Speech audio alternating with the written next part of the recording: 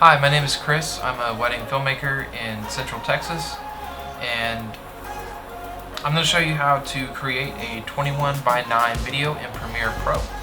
So, as you can see, we're already here in Premiere. I have a recent travel film opened that I filmed in 4K with a DJI Phantom 4 Pro and my A7S II. And so I've kind of been editing it lately. It's not complete, but I want to kind of use this project as an example, because the best way of creating a 21:9 video is because you can't film in 21:9. Most cameras can only film in the 16:9 ratio with different resolutions. So to me, the best way to record for a 21:9 video is to record in 4K, because when you take your 4K footage, you're bringing it to a resolution of 3440 by 1440, which is technically smaller than 4K, but since it's 4K, it gives you the greater resolution, the greater detail. So anyways, here at the project, I'll show you a clip of it, what I got so far, and this right here is in 4K, the normal 16:9 ratio.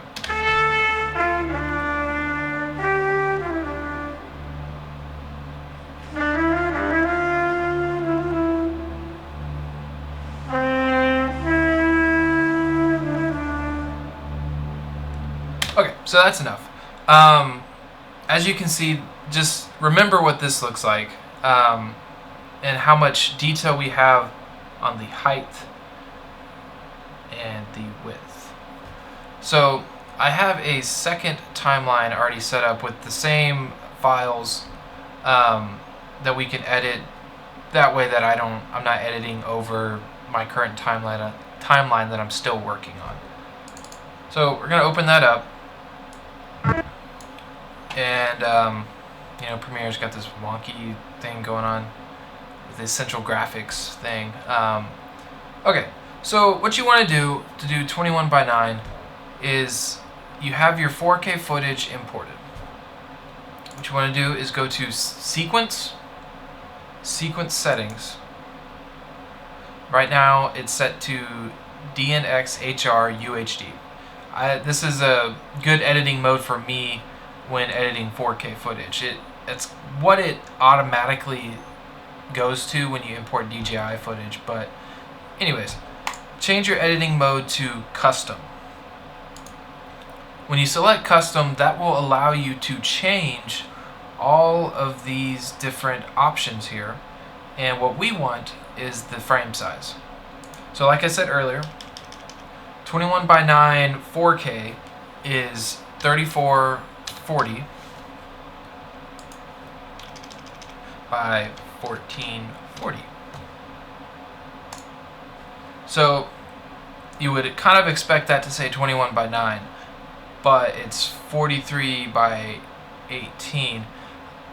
Just do the math. I think what it is because this is the 4K version. It's actually a higher ratio, even though it's still 21:9. You know fractions back in math. This is a fraction basically. So anyways, this now is at 21:9. So we're going to click OK. And it's going to change the preview files. Basically means you're just going to have to pre-render again if you want the smoothest playback.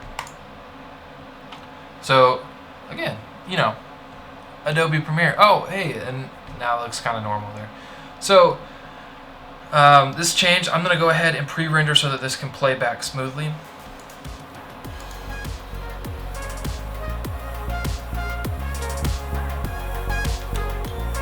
Take a sip of my glass of wine while we're waiting. I feel like Philip Bloom when I drink editing video. Done. Okay. So still that's off. That's gonna come in later. Not exactly sure how to fix it. This essential graphics, it's driving me insane. It's just not the same.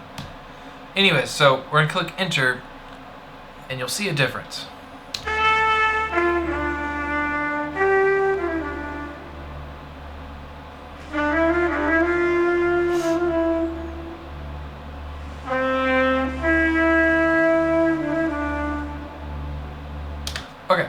So I'm sure you can see that difference there. I don't know why this footage looks so pixelated. But, so let's go back to the 4K timeline. There's like so much more detail in 4K, or so much more real estate in the video compared to 21:9. But that's the whole point of 21:9. It's a very specific aspect ratio that you have to intentionally export at. So what this will do for today everyday consumers is if they've bought or purchased a 21:9 monitor, they'll be able to watch content the full scope of their monitor.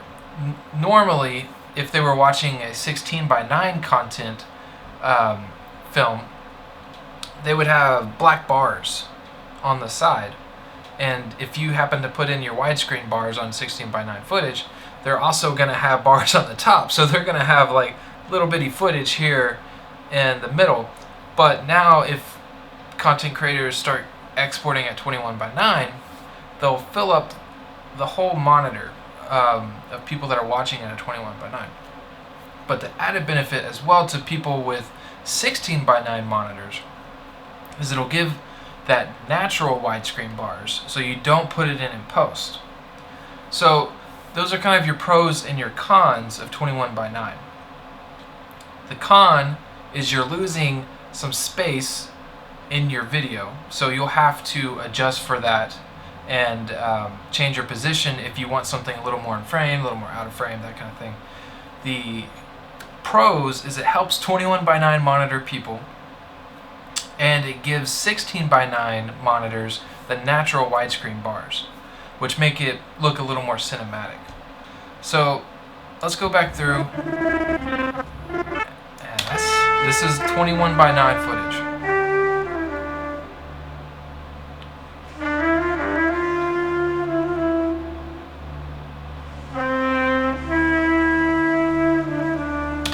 Okay. And so exporting it is exactly the same. Do the normal file, export media. Alright. And choose whichever settings you want. Since your sequence settings are already correct, you can leave those, the width and the height the same, and then export where you want it. Then you got 21:9 video. I believe YouTube automatically understands and knows that it is 21:9 footage, and it'll do whatever it needs to do to handle that type of footage. So thank you for watching the video. This is kind of my first tutorial on anything really. I have worked on a time-lapse tutorial, and hopefully I can get that out there. I might reshoot that. But if you enjoyed watching this video, I would really appreciate if you liked, commented, and subscribed. So I really want to try and get some more content out there. I've been doing filmmaking for a few years now, and I feel like I might have something worthwhile. If not, you can tell me if I'm wrong, or just enjoy the content for what it is. So thank you again for watching. Hopefully see you in the next one.